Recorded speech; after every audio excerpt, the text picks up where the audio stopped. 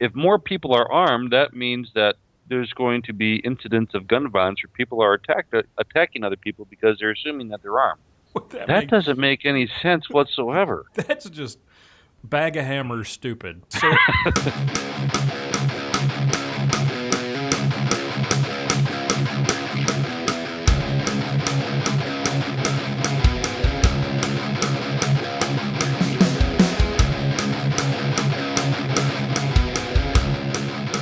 where gun culture meets the gospel. Welcome to Armed Lutheran Radio.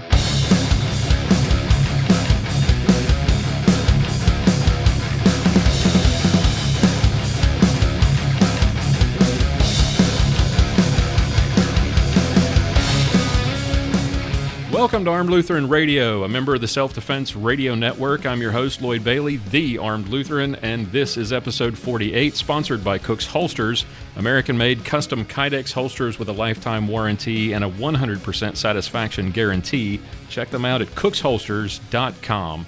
Back in episode 45, we had a Shooters Roundtable. It was a really fun show where we talked about the 2016 season that we all just finished, and we shared a few laughs, some of them at my expense. In the final segment of the show, we looked ahead to 2017 and what were then the rumors about upcoming rules changes. Now that the provisional rules are out and they're not rumors anymore, I thought we'd do it again. We'd talk about what's been proposed. So 3 of our original guests are back, 3 that had really the most to say about the rumors. You all know Armed Lutheran Radio's own Sergeant Bill Silvia, and we're also joined by TJ Kane and Scott Longhorn. Welcome back, guys. Hello, Lloyd. And hey. The final member of our merry band is a very special guest. He's a masterclass shooter whose IDPA number is in the 4 digits. He's been shooting IDPA for over 20 years. You may remember him as a regular member of the Gun Dudes podcast, which sadly is no longer around. But he and another Gun Dudes alum, Tom Nelson, co-host the Paracast podcast. Steve Koski, welcome to Armed Lutheran Radio. Well, thanks for having me, Lloyd. My voice is a little jacked up this week, so you get to hear scratchy voice, Steve. Well, I appreciate you coming on the show. It's great to have all of you here. When we come back, we're gonna take a look at the new rules, starting with the changes that we like or that really aren't all that controversial. We'll get right back to it right after this here on Armed Lutheran Radio.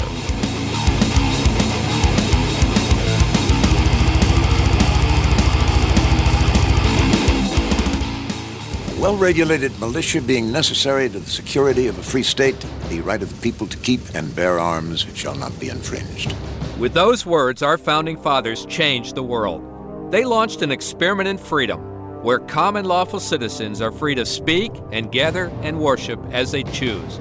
But first among those freedoms is the one freedom that makes the rest possible. For 130 years, we've worked to preserve freedom first. I'm Wayne LaPierre of the National Rifle Association.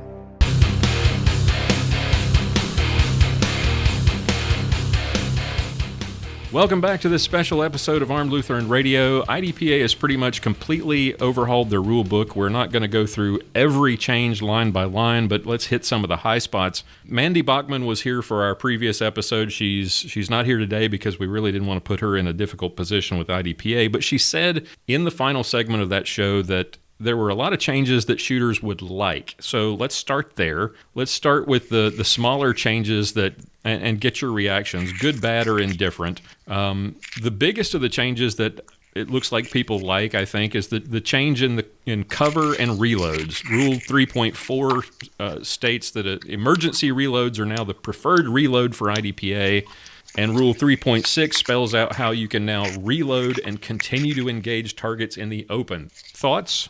It's about time. It's going to make a match go a lot easier for an SO. One of the biggest changes here is that you can now reload as soon as there are no more unengaged targets. So you don't have to worry about, is this a hallway or is this a room or is this in the open? And all the, you know how you had to get out the rule book and basically look at the pictures to determine right what was what? That question came up. Makes the stage walkthrough a lot shorter. Yeah, so if you've shot all the targets you can see, then you're fine to reload where you are.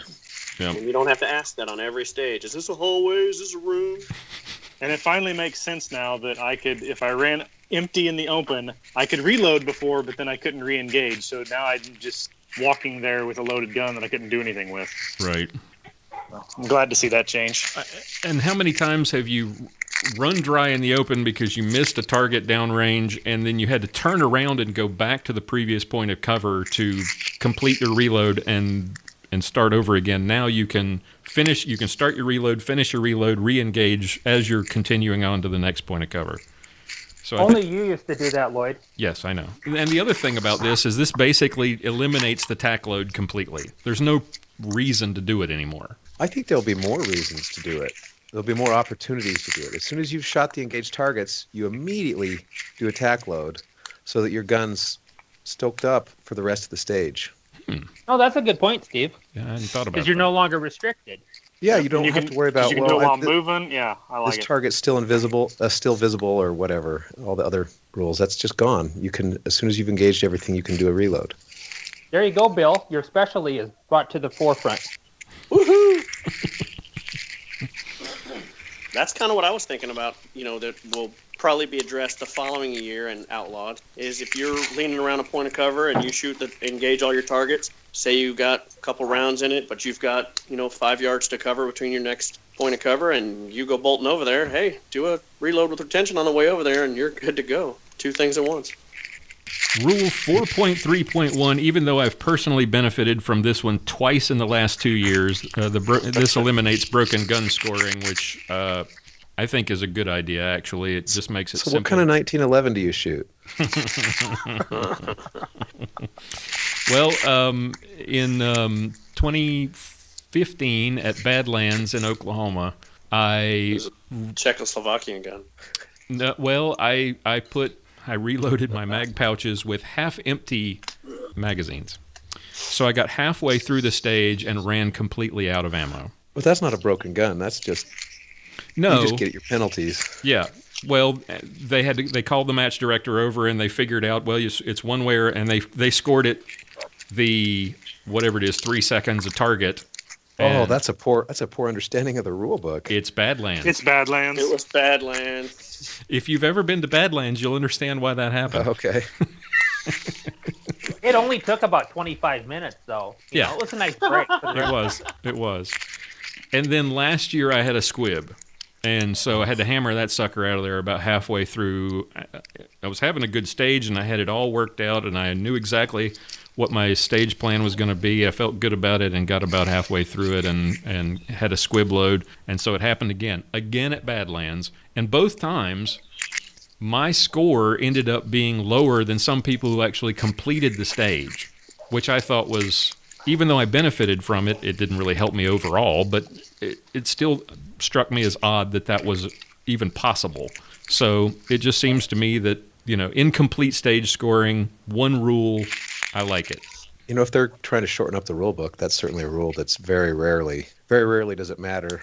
Yeah. It's rarely used, and even less often does it matter. Yeah. Rule 6.11, they increased the maximum shooter movement on the stage from 15 to 20 yards. I don't have a problem with that, but why do you think that was changed? Anybody, is it harder to set up a stage when you're trying to figure out, is this 15 yards, is this 20? Yeah, when you're trying to put together 4 positions, it's real. 15 yards is oftentimes you're pacing it out, and you do it 3 times and you keep moving things in closer, and then you finally like, crap, we better get out the tape measure. Someone's going to challenge this stage. 15 yards is tough in any sometimes. One segment still in? Yeah, I think it said 10 yards between shooting positions and 20 yards total. 3.4.5, which Steve, you brought up, which is shooters may not perform a reload which results in a magazine being left behind when there is a round in the chamber at the time of initiating the reload. This is the speed reload. That's not clear. Yeah, is left behind, does that mean on the ground? Or does that mean at a different shooting position?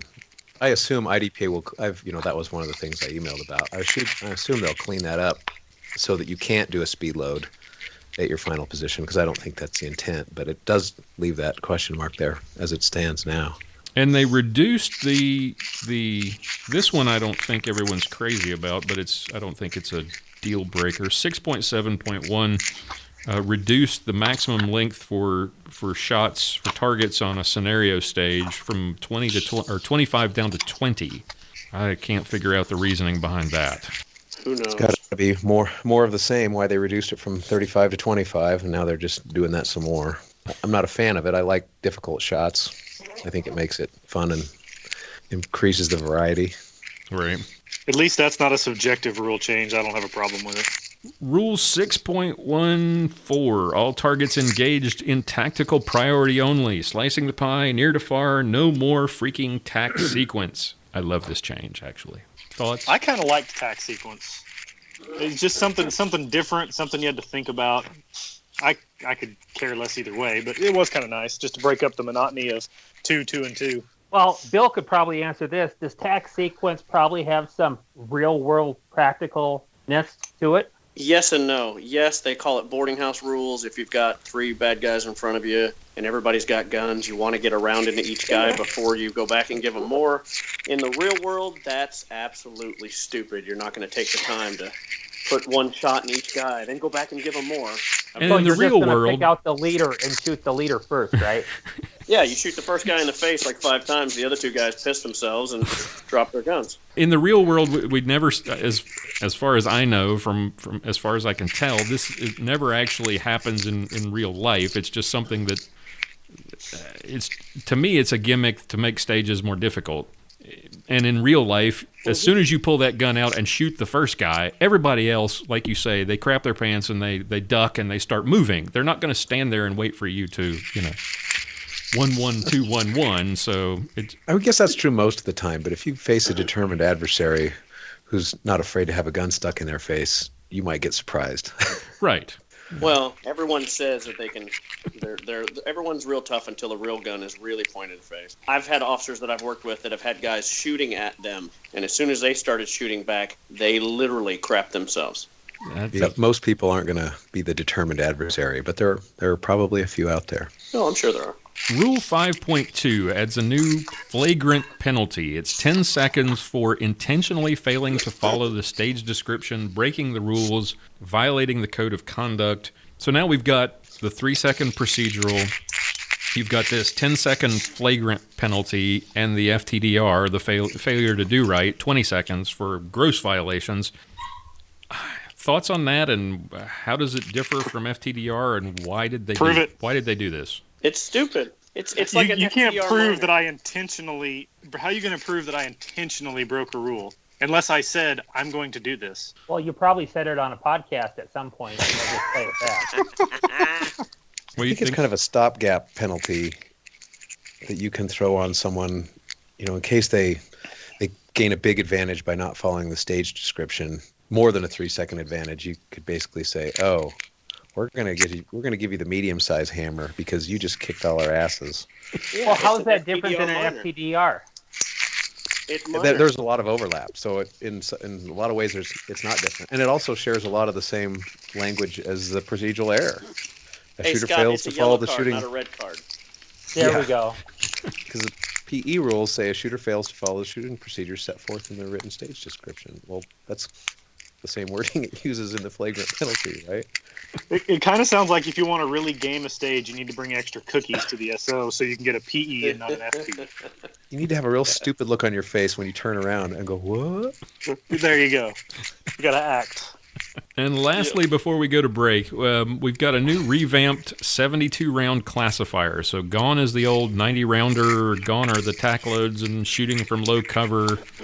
What do you guys think about this? I saw a video of a guy shooting this who said he thinks it's going to make it easier for shooters to make master at the classifier. I haven't done it, but I've seen a bunch of videos of people doing it, and they said it's a lot easier. Well, I like it because I'm only shooting classifiers anymore with my XDS 45. Seriously. So I can do all 5 semi-automatic classifications with 1 gun, and I'm guaranteed not to shoot master.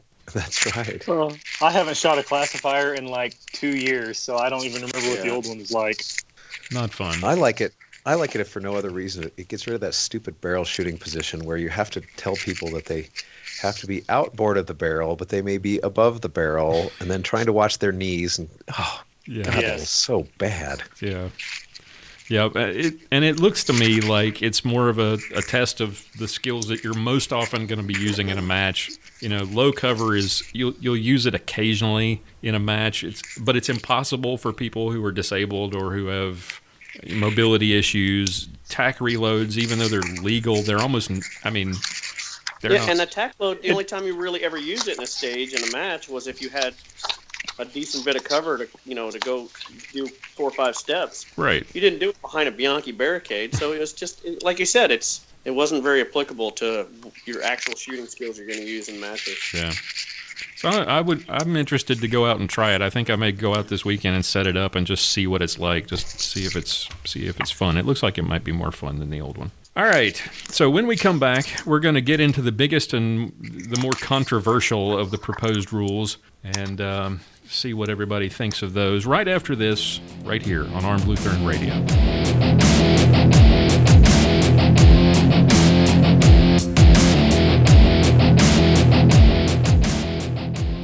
Okay, you have your concealed carry license, but you and I both know that's definitely not training. Do you have the ability to carry your gun comfortably, draw safely, and get at least 2 shots on target quickly? How about shooting on the move, engaging multiple bad guys, and shooting one-handed? These are real-world scenarios you don't get to practice in your concealed carry class or at a public shooting range. If you feel you need to sharpen these types of skills, let me invite you to take the Beyond Concealed Carry training with Bob Main of the Handgun World podcast and Ben Branham of the Modern Self-Protection podcast. Bob and Ben have been training people to defend themselves with a handgun for the past 4 years in cities throughout the United States. Self-Defense Radio Network listeners get a $25 discount off the class tuition and $15 discount on the supporting videos on the Shooters Club website. They might be teaching in a city near you in 2017. Just visit the listener discount page at www.selfdefenseradio.net to sign up and use the password SDRN, that's all lowercase by the way, to get these discounts.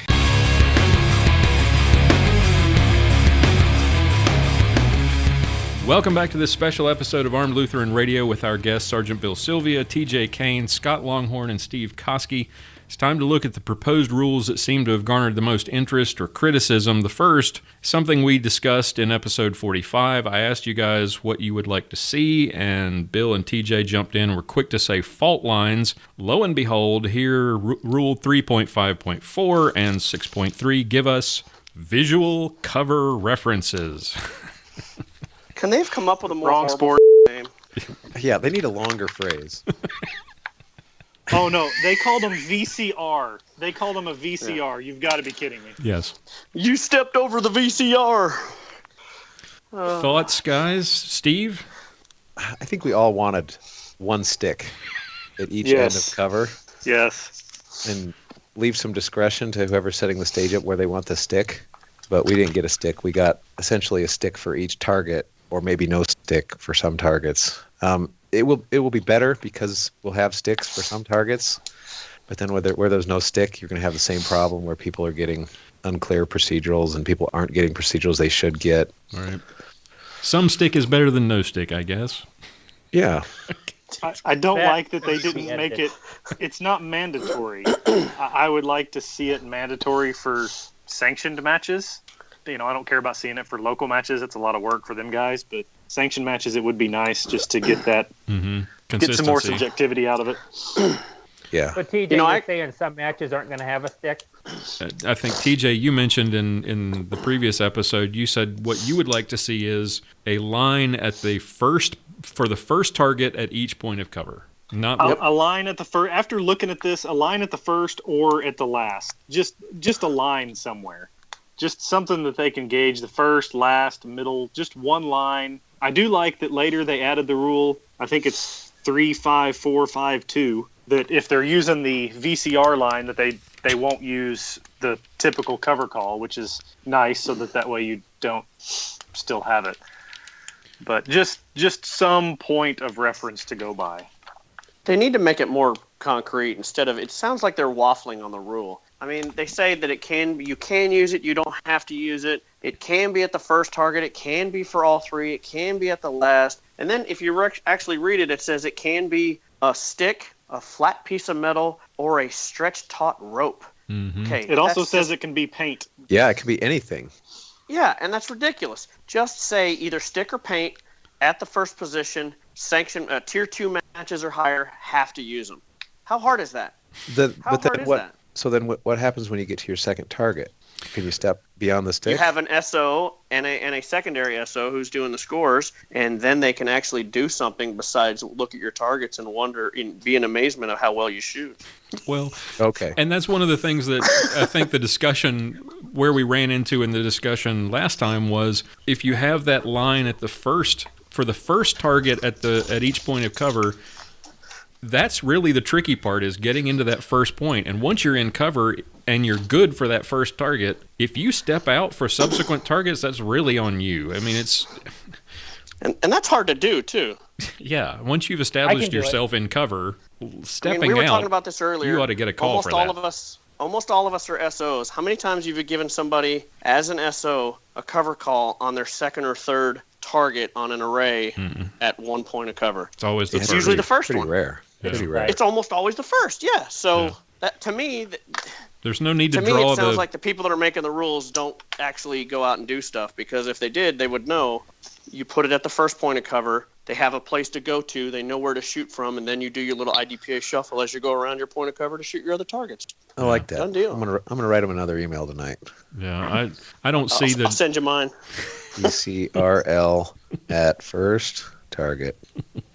There's just no point in drawing the whole pie wheel thing on the ground at every point of cover. It just doesn't make any sense.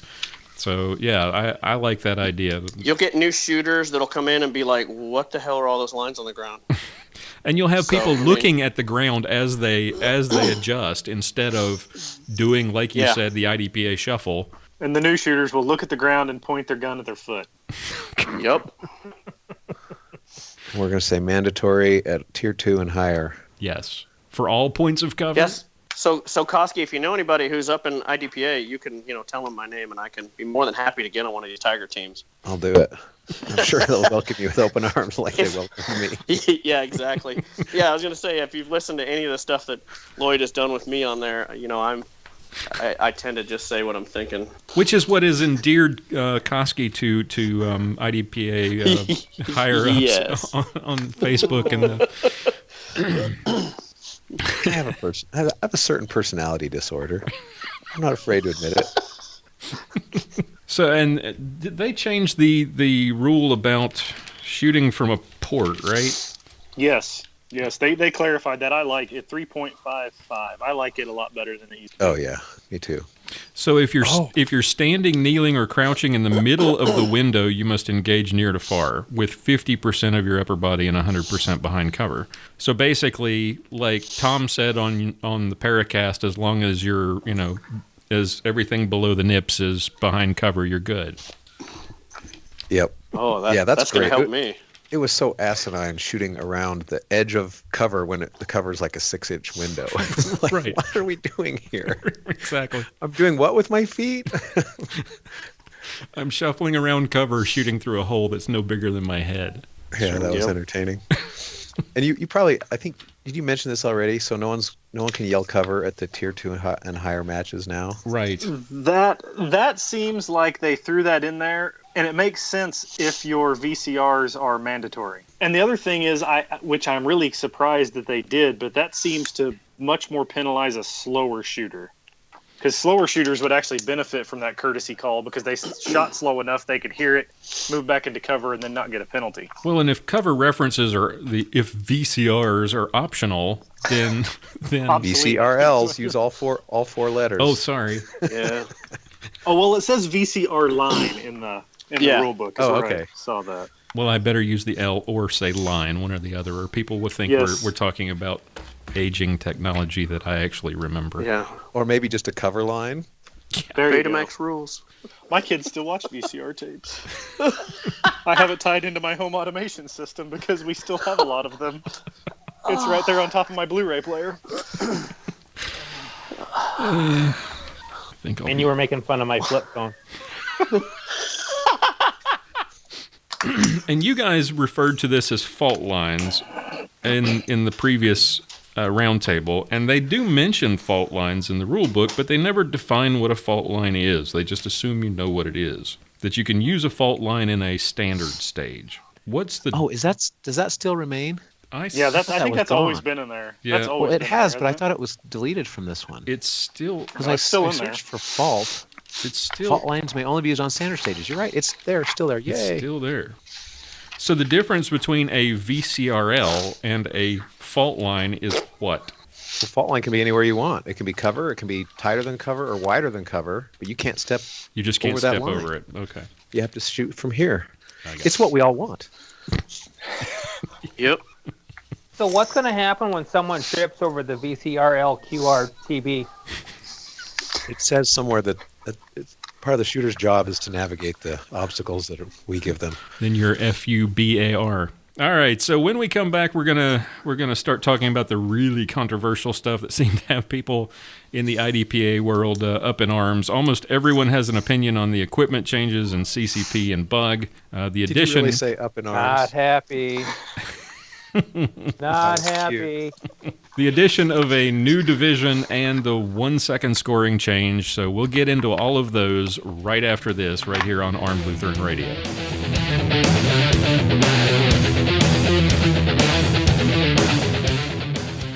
Hi, I'm Paul Lathrop. I'd like to talk with you about the Armed Citizens Legal Defense Network. As many of you know, you'll likely have to win 2 fights if you have to use your gun in self-defense. The first fight is the gunfight itself. The second fight is the fight to clear your good name through the legal system. You don't need to draw your gun to find yourself in a legal battle for your life and freedom.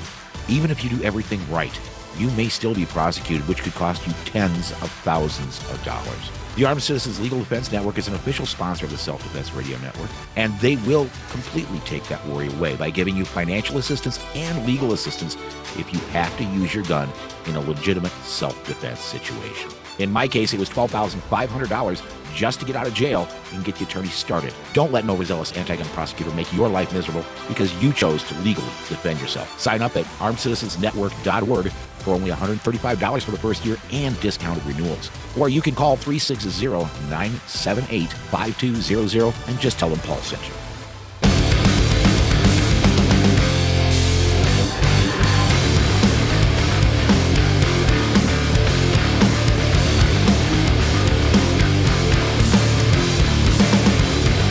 Welcome back to this special episode of Armed Lutheran Radio with our special guests, Steve Koski, TJ Kane, Scott Longhorn, and our own Sergeant Bill Silvia. Guys, there are 3 rule changes that have really gotten shooters worked up. The first we're going to discuss are the equipment changes in CCP and bug. In CCP, the max barrel length was increased and max weight, or the unloaded weight was increased. Maximum length was reduced by a full inch, and the height by 5/8 of an inch. For those who were invested in guns and for CCP, I mean, a lot of people were really excited about this division when it came out 2 years ago. There's a lot of people now howling because their investment is no longer division legal. We hope you are actually carrying those guns. Well, to quote men on film, hated it.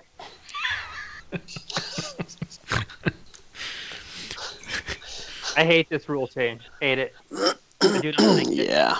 What were you shooting, Scott? In CCP, I was shooting my Springfield XD, which I just measured with the digital calipers, and it is 1/8 of an inch too tall. And for our Canadian friends, it's 3 millimeters too tall. Oh, boo-hoo. You mean a full-size gun doesn't fit in CCP anymore? It's not a full-size gun. It is a compact gun. Look up the Springfield definition, my friend. Granted, it is a full-size gun. Fingers. Yeah, I never shot this division, but it seemed odd to me that what I would consider full-size guns were allowed in CCP. It just happened to fit, so I built the gun to fit the rules and the holsters to fit the gun. And now you're going to have to carry it to get your money out of it. Well, the problem is they still call it CCP. They should have called it Glock 19 Division. Pretty much. They built it around the Glock 19 and anything. Yep. Yeah. It's going to be called Low Bore Axis Division. Yeah. You think the thinking here was to eliminate the gamer guns? Because I mean, we've got friends in our local club who went out and just built ridiculous race guns for this division. Yep. Well, will a Glock 19 with a magwell still fit in it? Yep. It will. Okay, well, because I was going to say it's got to be a narrow magwell. The low-profile magwell. Yeah, that agency arms magwell that I ran on it will still fit. It's still within the 1 3/8. They didn't change that. The only thing I did on it that probably wouldn't work now is I ran Glock 17 mags in mine. Well, now that would probably be too long, but I did couldn't too, do that, and that's what I thought they were trying to get rid of was the mag. either. Yeah, I could because it fit in the box. You could. Yep. It fit in the box. Oh, that's right, because the box was only narrower. That's right. I'm sorry. Yep. It does seem highly favoring the Glock 19, and we probably won't see much else in that division. Are there any Wilson guns? Well, hang on. I just measured, and my carry gun, which is a 6 Sauer M11A1, does fit by 0.4 millimeters height-wise. For our Canadian friends. The Kimber micro carries will fit.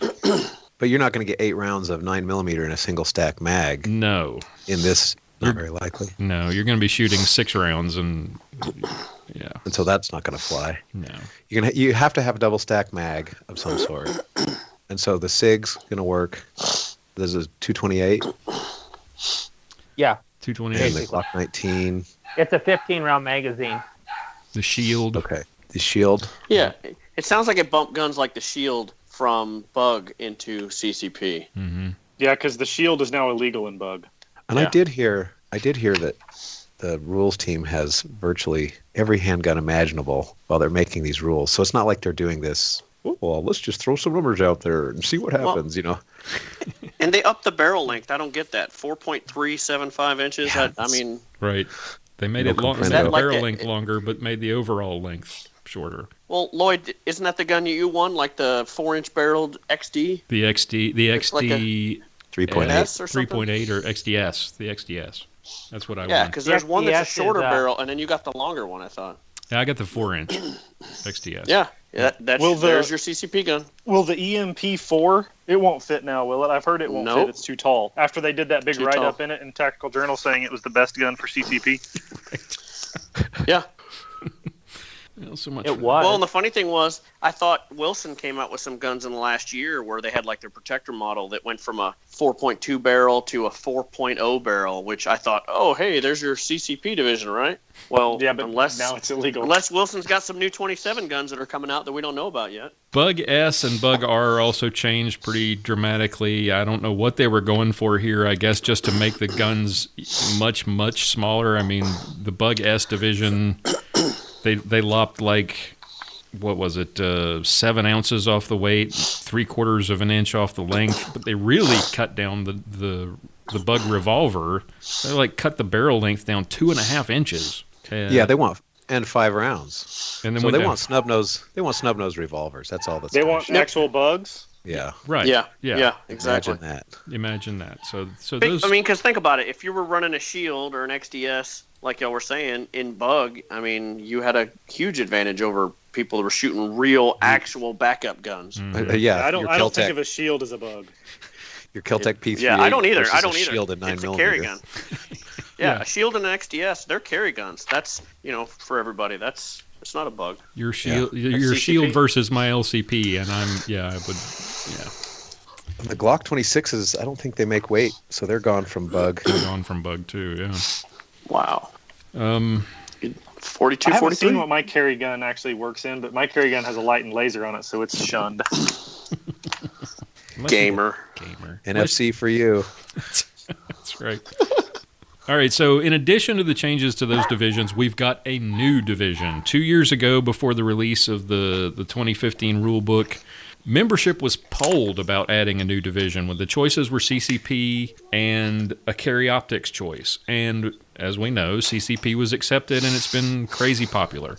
Well, this year, with absolutely no input from membership, we get a new division, and it's not even a handgun. It's only got pistol in the name, pistol carry carbine. Now, Steve, you've been really vocal about this, and all the fanboys who want to turn IDPA into USPSA or 3-gun have basically said, well, if you don't like it, don't shoot it, and they don't seem to want to listen to anything you have to say. I'm gradually adopting that position. I don't think I care as much as I did 2 weeks ago.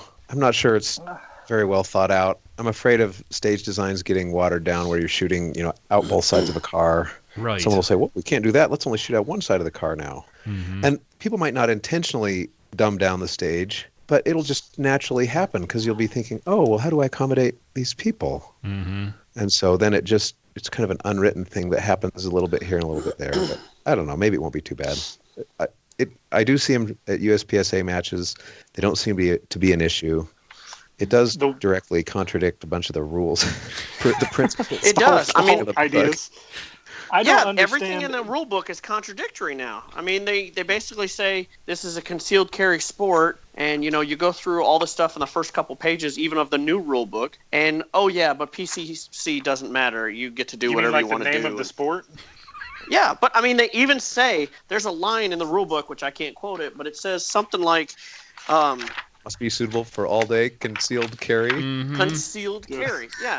It's and in let's the be honest. founding concepts. Let's be perfectly honest. What is a pistol caliber carbine? It's a practice gun, so you don't spend a lot of money on actual rifle ammunition, right? Does anybody disagree with that? Nope. No. That's what it is. Okay. If we want to have a 3-gun division, then IDPA needs to start a 3-gun branch or something. Didn't they try because that a long pistol time ago? caliber carbine is ridiculous. The only reason for anybody shooting a pistol caliber carbine is you've got a 90-year-old woman who can't handle a full-size rifle, which an AR is just ridiculously easy to shoot, or you've got kids. Well, let's or just call it you're PR, just trying to practice save rifle. money for cause.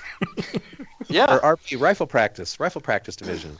But here's the crazy part. So it's pistol caliber carbine, but it has to be a rifle. You cannot, they specifically said in there, you cannot use a SIG brace or any pistol AR style caliber. It says it has to be designed to be fired from the shoulder and have a butt stock, so that takes out all your pistol. Unless you SBR it, I guess. But you have to have a minimum barrel length of 10 inch. I don't understand a minimum barrel length of 10 inches. Why? Well, if you have an actual AR-15 in 223 or 5.56 that's a pistol, not an SBR, 10.5-inch barrel is kind of the optimum where it's going to run better. Yeah, and I you're understand gonna that, get but this isn't an AR. velocity and stuff. This is pistol caliber, not rifle. No, this is a gun that someone has developed to solve a problem that doesn't exist. I can see this. I've seen a lot of people shoot this in USPSA, and I was just at a classifier match, a USPSA classifier match, and I think what people who go out to shoot PCC and IDPA are going to quickly realize is that reloading a PCC gun sucks. Yep. And they're not going to want to be doing that on the clock, getting smoked by all the pistol guys who can reload much faster. But they're probably going to pretty much own most accurate. Yeah. Leaning around cover with a PCC might be a little interesting, especially when they have to start shooting from the weak shoulder or leaning around that weak side. Mm-hmm. I don't know. The 10-inch barrel is interesting because I think it'd be easier to move around with the smaller gun. Mm-hmm. So, I mean, if you could have one with no barrel, that would be the optimum, or a 3-inch barrel or something. That'd be like you can. It's called a handgun. Why do you think? And every time we do a vehicle stage where we're starting off in a vehicle, you're always shooting out the passenger window first, then coming across the steering wheel, shooting out your driver's side, or else exiting out the driver's side. And they're always cautioning you not to muzzle yourself and always be careful. And now you have to do that with a minimum 10-inch barrel. And most of the cars we run into, they're built out of wood. They're like Fred Flintstone cars. And I don't know how you maneuver one of those carbines through one of those things safely. You're going to have to learn. I think they need to come up with a International Defensive Rifle Association. I don't think they thought this out very well. The only benefit the PCC division would add is, like in the state of Iowa, it would allow 12 and 13-year-olds to be able to shoot at the match because Iowa has a archaic 14-year-old law for handgun. Well, why not just make pistol caliber carbine a not for competition division, just like carry optics? Because that's what when people say when people argue that we should have a carry optics division, the argument that the carbine fanboys come back with is you've always been able to shoot carry optics in not for competition. Yeah, right. They can, they just don't, because people want to shoot in a real division. Exactly. Yeah. Why do I want to come to a match and shoot and not get a score and not be actually competing against anybody? Yeah, it's fun once, and that's it. It's not fun anymore. Yeah. Why can't I bring my 12-gauge pump gun to a defensive pistol match and shoot it? I mean, why don't we just open it to everything? Yeah. Well, because digging wads out of cardboard targets is no fun. It takes more than one paster. Here's what it boils down to. It boils down to what can the gun companies that are probably feeding the idea to IDPA sell more guns at? carry optic guns? No, because you're just going to take your Glock MOSs and your M&P cores and all that kind of stuff, or you'll send your gun off and get the slide milled and put an optic on it. Well, they don't want to do that. That's not going to make any money. So we got a whole new gun for you to buy. Hey. And what a coincidence, Wilson Combat happens to have one. What? So don't you have to have a 16-inch barrel to be a rifle in the States? Yes. Yes. So this is a bit of an equipment race problem, because what you're saying is that Steve, if you have extra money... Here's the fun part. To have under a 16-inch barrel, it becomes an SBR. To have an SBR, you have to do your Form 1 and go through ATF and wait all your time and yada, yada, yada. Okay, so say you've already got your SBR rifle and you're like, hey, PCC, this is awesome. I want to go shoot a match in Oklahoma. God, I don't know why. Good luck. And I'm in Texas. Good luck. You're going to have to put in for it 9 or 10 or 12 months ahead of time so the ATF can say, yeah, I guess we can allow you to go across state lines for that one little match. Mm-hmm. Yeah, and God forbid 16 inches. And God forbid you have a stage where you're kneeling or you're lying down, and the rules require that you hand the gun to the SO. If it's an SBR, you're breaking a federal law. Yep. As soon as you hand the control of that weapon over to someone who's not registered to own it, to use it, if they're not in your trust, you're I think both we should going have to it as prison. a pickup gun, and at the end of the match, we just shackle everyone up and haul them all down to the station. How are you going to shoot from retention? Well, the whole weekend only. You use your laser. That's what I want to see. Use your laser. I want to see people. Yeah, I want to see people with their light laser and their optic all on, shooting weekend only with a 16-inch barreled PCC AR hanging out there, going. From retention. For weekend only, they'll just do it. You'll just do it on the weak shoulder. At a target with the circle cut out. There's 5 places in the first 2 pages of the rule book where PCC is in direct violation of the rules, the founding principles of the stinking sport. Yep. And I saw this on Facebook when somebody was making this point, that how do you conceal one of these guns? And I'm not going to name who put this out, but somebody actually said, conceal carry is not all-inclusive to a pistol under your vest. There are many different types of weapons concealed in or under in many different ways. Long guns have a place in your home, business, car, motorhome, camping tent, and all can be concealed for self-defense. What? So is a PCC going to be specific to only certain stages where I can have it concealed in my house? I'm going to bring it out of my tactical walls. And they're going to have to rejigger some of their founding principles. Yep. Yeah. It's no longer a founding principle, apparently. Can we all just agree that this was a bad idea gone worse? Oh, yeah. This is a terrible idea. I mean, it's a terrible idea, and if IDPA wants to get more into PCCs and rifle and stuff like that, then you know what? Just say, hey, we're going to develop a whole different thing, the International Defensive Rifle Association, and it's going to be matches just like IDPA, but you're going to be using either a carbine or a lever action rifle or, a PCC. They'll have those divisions. If that's what they want to do that. Don't half-ass it and try to push it on everybody else that doesn't, think this is actually stupid. Yeah, I wish it So when you're done shooting the stage with your PCC gun, how are you going to stow it? You flag it and then you bag it. And who's bringing the bag up to you? Hopefully you have a delegate in the crowd. This was clearly a last-minute addition. It wasn't very well proofread. I mean, is this... I'm too busy being your squad mom, TJ. I can't carry your PCC bag. But I need you I think Scott was the one who said this one other time. It's a false flag operation. They're trying to shove the 1 second rule down our throat by hiding inside this PCC I don't think bullshit. they can put anything out there to hide 1 second from me. Well, is this... I wish it would have been optional. Could they have left it optional? I think they should have. I think toy with it. Yeah. Make it not for competition, or make it optional, and let people see what they think and see how it runs and see how it works for a year or two, and then make a decision on it. Make it like a bug. Make it like bug, where it's only required at tier 1s. Yeah. Yep. Yeah. But if this is either a move to make the sport more fun or to attract the three gun and the USPSA crowd, it doesn't make sense to me, because I was watching something the other day on the Outdoor Channel. I think it was Shooting USA with the guy with the really, really deep voice.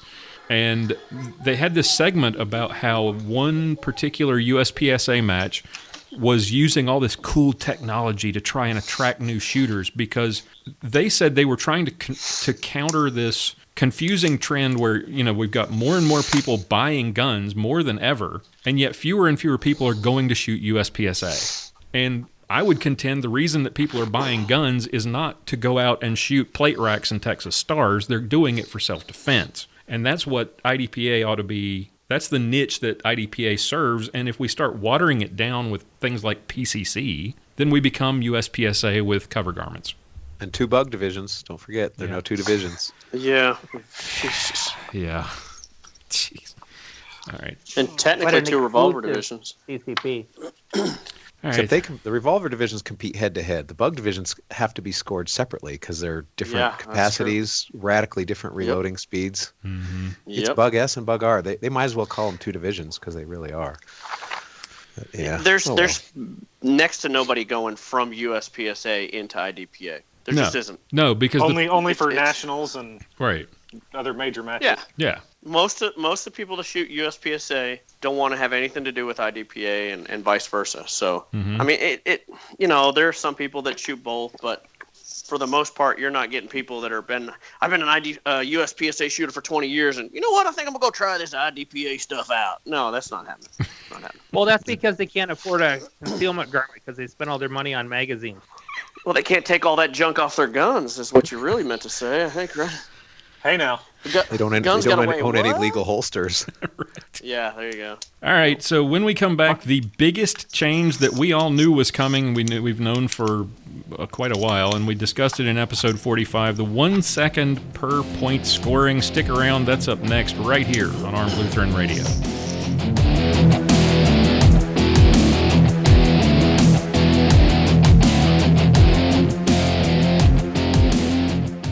So you have your concealed carry permit or license to carry. Now what? Now you need a good holster. Not one of those cheap neoprene prophylactic holsters you can buy in the big box stores. You need a holster custom built for the firearm you intend to carry every day. Check out cooksholsters.com. Made in the USA, Cooks holsters are available in a wide range of colors and designs for inside the waistband or outside waistband carry. They carry a lifetime warranty against defects and a 100% satisfaction guaranteed. Visit www.cooksholsters.com and use the promo code ARMEDPODCAST and take 15% off everything in the store. You put in the time and effort to legally carry a firearm for personal protection. Protect your firearm with a custom holster from cooksholsters.com.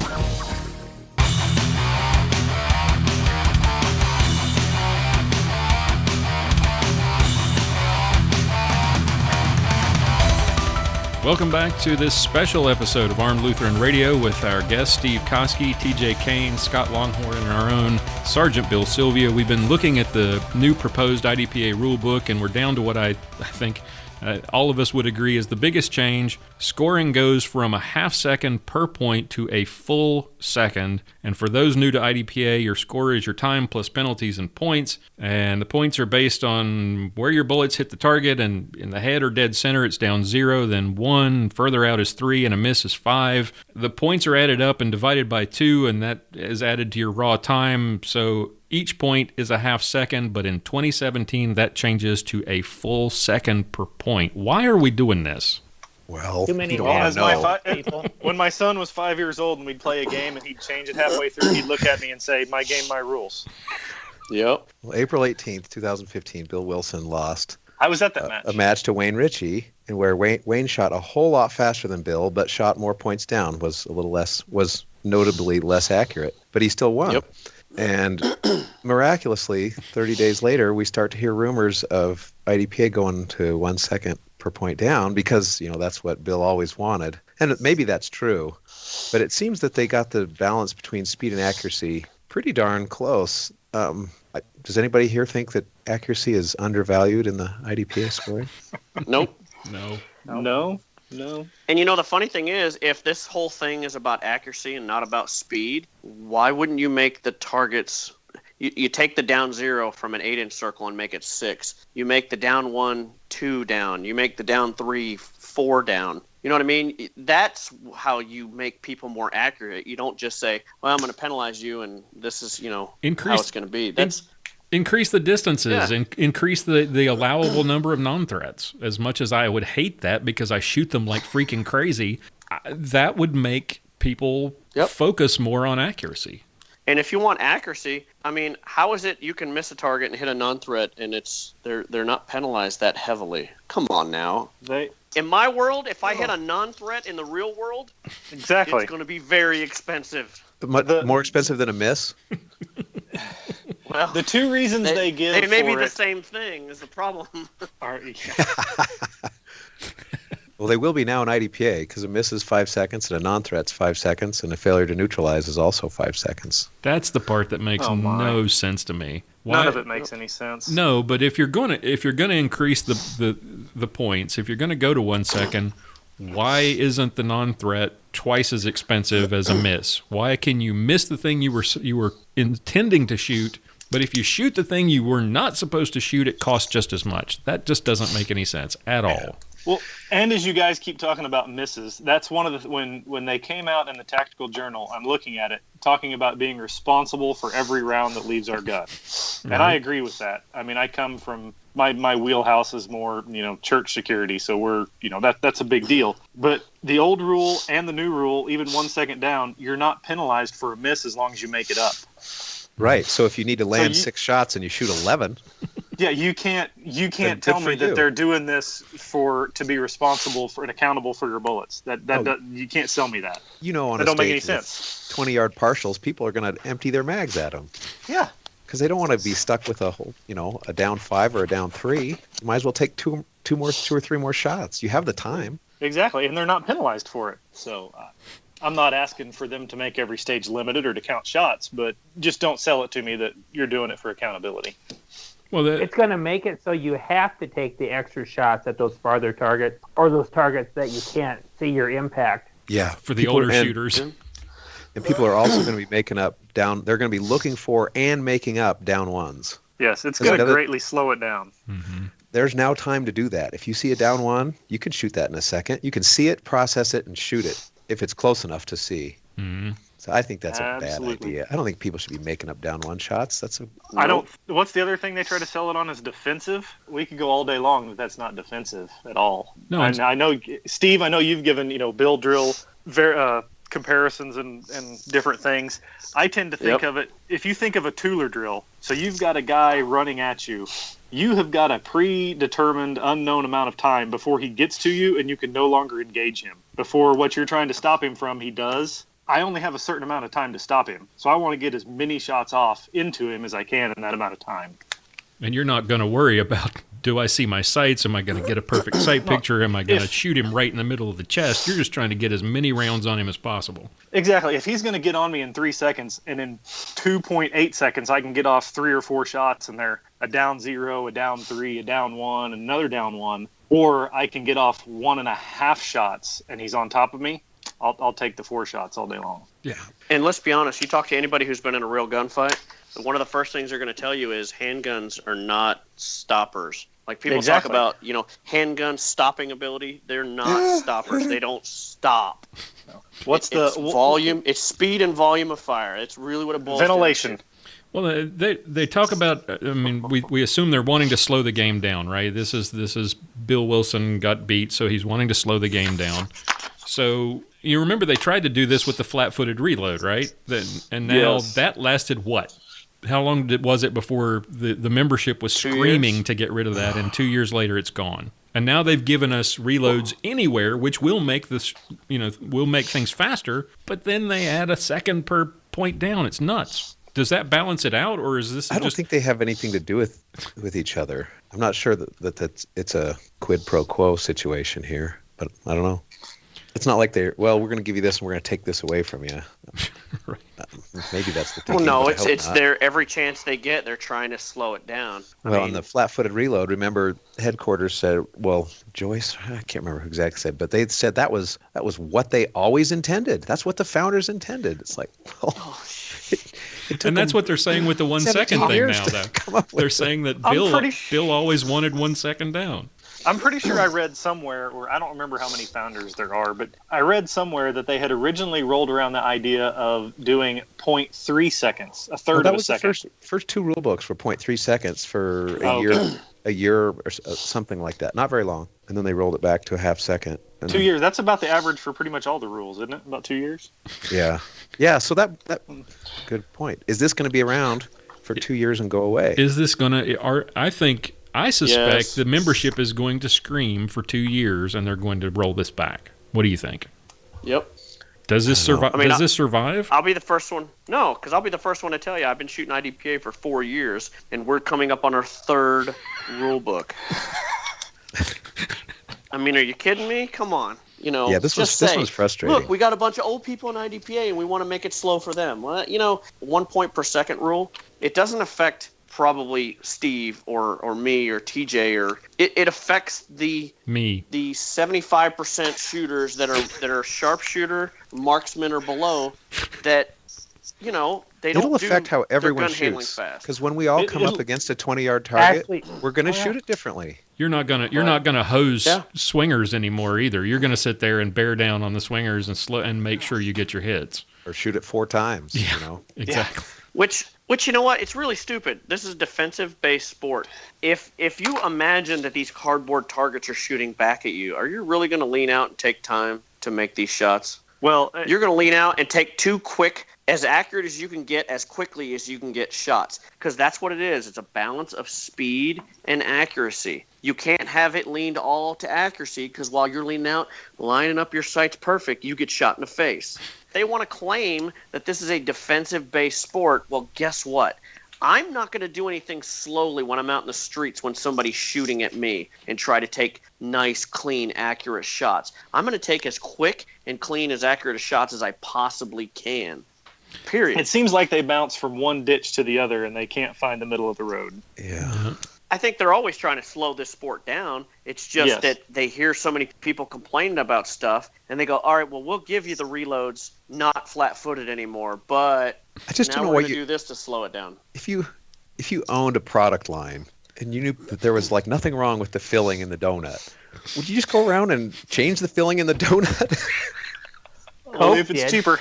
If the owner doesn't like the filling in the donut, but all of his customers do, and then he changes the filling in the donut, that doesn't make any sense. That's a valid point. If Krispy Kreme changes the formulation of their donuts every 2 years, how many people are going to keep going back to Krispy Kreme? There are a lot of people, me included, that I'm getting really freaking tired of having to learn an entire new rule book and forget the old stuff. And as an SO, it's maddening. It's like, come on, either get it right or I'm going to move on. It's why we end up with other games. It's why we end up with Badlands. It's frustrating as a shooter, too, because you get up there and you have to argue with an SO, a rule book, and they know the last edition of the rule book extremely well, but the current one, they don't know that rule changed. Yep. Yeah. Do you think it's sad to say there are other games coming out because of all the, flip-flopping back and forth that IDPA has been doing the last 4, 5, 6 years. Well, Steve, you said something earlier. We were talking about this in the last show, and we were talking, and I think, Bill, you brought this up, that somebody had actually gone back and looked at scores from previous matches and figured out that changing the scoring would only affect, a certain, it wouldn't really affect the leaders in each division. But what you said just earlier, it really will affect them, because that was looking at how they shot it under the old rules. Yeah, exactly. It's gonna slow the whole sport down. When every one of us rolls up to a difficult target, we're going to think about it differently, because we know if we put it down 3, it's going to be worth 3 whole seconds now instead of a second and a half. Right. So we're going to be a little more careful. We're going to clean up the sights a little more. We're going to shoot a little bit slower. Now, consciously, maybe yes, maybe no, but I'm sure if you do some statistical analysis, it's going to slow people down. It has to. Know what it's going to do? It might slow people down, but what it's really going to do is it's going to make people who shoot maybe 1911 with the hair, single action triggers have way much more advantage. If you have a custom built, I don't know, we'll just pick something off the top of my head, Wilson combat gun, who's capable of making, 1-inch groups at 50 yards. Well, guess what? My Glock 17 or 34 or 19 maybe can't do a 1-inch group at 50 yards. But should I be penalized because I don't go spend $4,000 on a freaking gun? No. The whole point of IDPA was supposed to be your concealed carry, your defensive, firearms that you normally carry. And I'm sorry, I've got a Glock 34 that I've shot in ESP that's got a big old giant mag well and like a 3-pound trigger and all that kind of stuff. But the more I shoot, the more I start going, I'm going to shoot my Glock 19 because that's what I carry. I'm going to shoot more stock-style guns because that's what is more realistic. It's, the guys that are out there shooting, like when I go shoot against, and I'll say Mandy Bachman, and Mandy beats me on a stage, I'm not terribly upset because Mandy's a good shooter, and Mandy's got a $4,000 pistol in her hands. If she can't shoot better with that pistol than I can with my $400 Glock, well then, hey, there's something to be said about that. Of all the rules that we've discussed today, do you foresee any of those rules failing? Anything we've discussed, anything that's in the rule book, in the proposed rule book, do you see any of these failing to make it to the final rules? PCC. Hopefully PCC. I'm hoping, PCC. I'd like to see the CCP fail, the box size. But do you? Yeah, there's definitely some upset people about that. Yeah. Everyone who's bought equipment. That's always going to be the case, though, when you tighten up rules in a division. You can always make them looser. Right. The time to come up with that box size was 2 years ago. Yeah, well, a tighten up bug division is one thing, but tighten up bug and CCP, I mean, when you start excluding guns from bug that now have to fit in CCP, it's just do one, don't do both. Figure it out like that. Right, a little too much at once. I still have a little bit of hope that 1 second won't make it. Oh, that'd be so I don't nice. have a lot of hope, but I have a little bit. Still hanging on to the dream. Well, I mean, I didn't have much hope that Hillary was going to lose either. So maybe there's a glimmer. Right.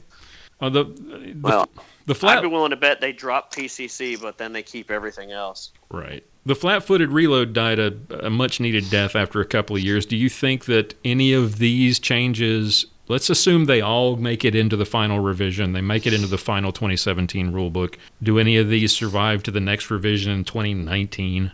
1 second could definitely go away after 2 years. Yeah, I think that one. In 2019, we'll have a 3 second per point. It's got to double. It's got to go to 2. PCC will be an 8-inch barreled rifle only.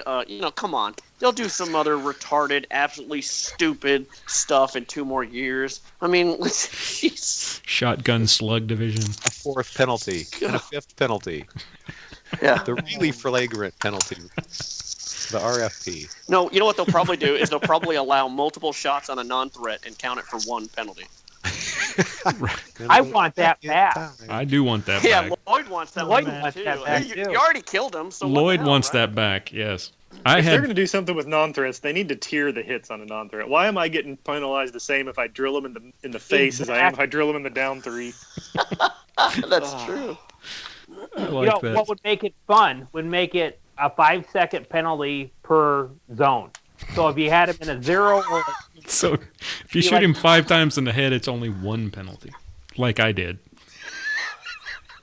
Yeah, I'm all for that. That's not right. 4. Yeah. All right, let's go around the table. Just overall impressions. What you guys think of the rule book? TJ, your thoughts overall? It does seem to be simpler. They got some of the subjectivity out of there, but even with the visual cover lines, they still screwed it up a little bit. I'm hoping they clean that up. 1 second per point down is just a disaster. Scott? I'll go 2 snaps and a crackback. No, I hate the CCP rule change on the box size. The 1 second, I can live with it. It'll make it easier scoring, just to be a hater. PCC, hate. Just going to make people uncomfortable. Unnecessary. Like the fault lines, the VCR LQTs. They should be at the first target. You only need 1. Maybe we could do like a cement curb, about 8 inches high. You stop there. Bill, what do you think overall? I was actually looking forward to a new rule book because I was hoping that, this whole Tiger Team thing and everything would, people would get together. They would take all this stuff and they would, put together a rule book that's simple, makes sense, and actually works. And it seems like they drew from a hat. Okay, we're going to look at this and we're going to fix this, like the reload rule. And then the other stuff, they went, well, we don't have time to look at that, so we'll just make some stuff up on the fly. PCC, 1 second rule. It just, pardon my French, but it just the rule book seems very half-assed to me. You know, it just, there's stuff in there that contradicts other stuff, and it's pretty bad. It's pretty bad. Steve? On the whole, I like it. I think it's a really good effort. I would have Preparation H. Yeah. I would have really liked to have seen real fault lines. I understand why they didn't do that. I'm not exactly okay with that because I think the sport would be so much better if you just removed all subjectivity, all calling cover. Because that's why a lot of people end up leaving IDPA is they just get frustrated with cover calls, and you go to a big match and this guy gets a penalty and this guy doesn't, but they do the same thing. They could have just killed that dead. This is a step in the right direction, but they could have just gone all the way. So that's a little frustrating. And then the 1 second I don't think it's defensive scoring anymore. It's moved 2 big steps towards a shooting-based sport, kind of like, this movie is based on real-life incidents. At one point, 74 years ago, this was based on self-defense, but now we've cranked the accuracy up twice, and it's not really self-defense speed anymore. It's going to be something different. I'm not happy about that, but I think overall I do like it. Yeah, I think overall deleting a bunch of useless rules that never really mattered. The simplifying the reload locations and letting you reload and continue shooting. Good. Thank you. Yes. Yep. Yeah, I think overall it's a good effort. There's a lot of stuff though that it feels like they didn't put a lot of thought into. The 1 second thing is okay, I get it. I see what they're trying to do, but then they didn't think through all the other how it affects or how it fits with the other down 5 and then hits on non-threats and so forth. Maybe who put the effort into making this work is the same one who did the Nationals match book. Oh God, what was wrong with that? I would read a page and throw it across the room. Oh, so they had rules misquoted. What they did was, because I shot Worlds the year before, and what they did was somebody went, "Hey, the National starts in 3 days. We don't have a match book yet." So we're going to copy and paste the Worlds book from last year, and then we're going to forget to change most of it back. We're not going to actually proofread this thing. They didn't. I mean, they had, you would open it up and they would have a new stage, but they would have, the one from last year, they would have that round count and some of that description in there. Ouch. And yeah, it was. I mean, this is their national match, and they didn't put a whole lot of effort into it. So the rule book kind of doesn't surprise me. Well, it was really convenient having the description on one page and then the picture on the back side of that page. Yes. That made it so much easier to read. So you could hold it up to a mirror. Yeah. And that's why Lloyd misloaded his magazine on the first stage he shot. Yeah. It was a trap. That was great. I was trapped, sir. Well, I would probably have gotten one of those FPs because I threw my magazines across the bay afterwards. Throwing your magazines on the ground and then kicking them across the bay is a time-honored tradition in IDPA. And I honored it well. I scared the out of some lady who was sitting back there watching. I just turned around and whizzed them back towards my bag, and she was like, "Whoa!" It just. In Lloyd's defense, he threw them very accurately. Yeah. He was down 0. That was the only thing. It was the only thing that day. That wasn't nice, Bill. Put a non-threat on his bag. Oh, wait.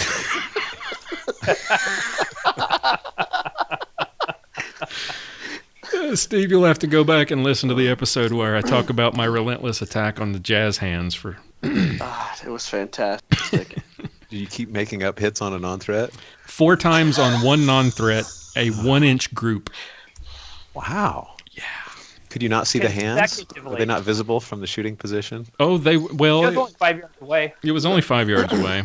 I was kneeling, and I was trying to, and you had to, it was a standard stage, and you're kneeling, and you had a non-threat right in front of the threat target, and you had to actually lean and shoot weak-handed, and I popped him right in the head the first time, and then I was just like, out of hell with it, and I just kept on pulling the trigger. At that point, I had embraced the suck. The day before, it was not good. Oh.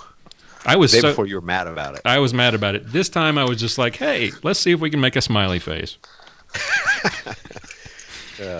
Hey, Steve, where can listeners find out more about the Paracast podcast? Para-training.com has links to Paracast. It's also, you can look it up in iTunes. There are about 6 Paracasts, though, about paranormal and para everything. And it's not the one about ghosts. It's not the ghost one, or the other 5.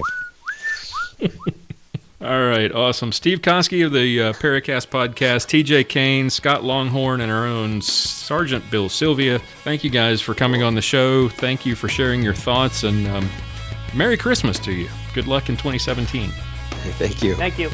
Thanks, Lloyd. Thanks, Lloyd.